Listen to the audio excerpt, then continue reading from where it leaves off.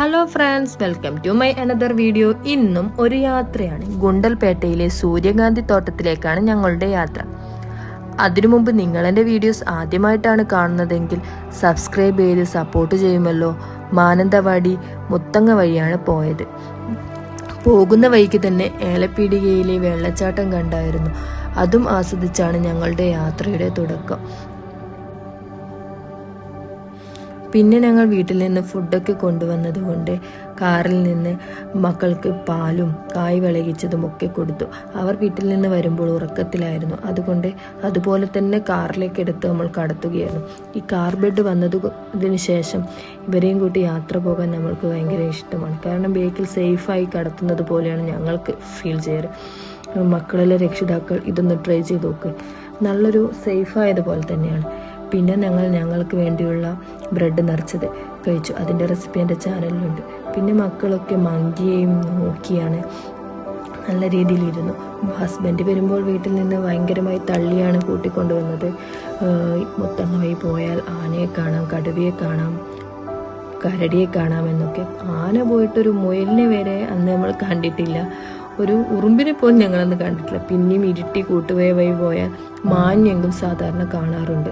പിന്നെ കാണുന്നത്രയും മങ്കിയും ഞങ്ങൾ കണ്ടിട്ടില്ല. കുറച്ച് മങ്കി മാത്രമേ കണ്ടിട്ടുള്ളൂ. ആ കൂട്ടുവേ വഴിയാണ് പോകുന്നതെങ്കിൽ കുറച്ച് കൂടുതൽ കാണാറുണ്ട്.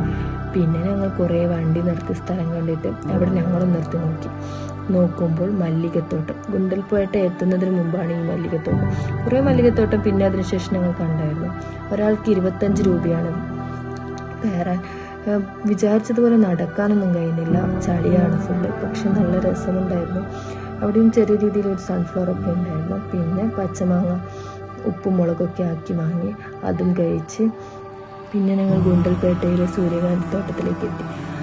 അവിടെ കുറേ തോട്ടങ്ങൾ ഉണങ്ങിയിരുന്നു. അതൊക്കെ കണ്ട് ഞങ്ങൾ നിരാശയായി. ഇനി ഇതും ഉണങ്ങുമോ എന്ന് വിചാരിച്ച് മക്കളുടെയൊക്കെ ഒരു ഫോട്ടോ എടുക്കാൻ നോക്കിയിട്ട് വിചാരിച്ച പോലെ അവർ നിൽക്കുന്നുമില്ല. കാരണം ഭയങ്കര വെയിലായിരുന്നു.